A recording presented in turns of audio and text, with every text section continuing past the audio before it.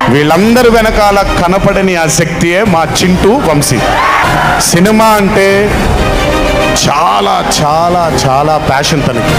మాట కరుకుగా ఉంటుంది, కఠినంగా ఉంటుంది. మీకు అంతగా మా మీద పగుండం దమ్ముంటే మానిపారండి, బ్యాన్ చేయండి. ఇప్పుడు నేను ఇంత కామెంట్ చేశాను కదా, నా సినిమాలు బ్యాన్ చేయండి, నా సినిమా ఆర్టికల్స్ రాయకండి, నా దగ్గర యాడ్ తీసుకోకండి, నా సినిమాలు రివ్యూ రాయకండి, చూద్దాం, చూసుకోండి, నాకేం అవసరంలా.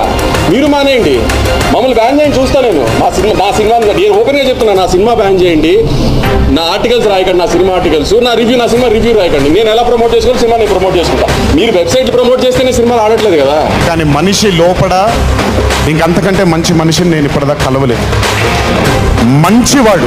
నాదలో ఒక Vamshi is a great person. నా దృష్టిలో వంశీ అనేది గొప్పడు నాకు యాజ్ ఎ ప్రొడ్యూసర్గా. ఎందుకంటే డిస్ట్రిబ్యూటర్ గురించి ఆలోచించేవాడు ఇప్పుడు ఇండస్ట్రీలో ఎవరైనా ఉన్నారు అంటే మా తర్వాత ఉన్నది ఆయన నాకు వంశీ. ఒక డిస్ట్రిబ్యూటర్ డబ్బు పోయినా చేసినా నేనున్నాననే ధైర్యంతో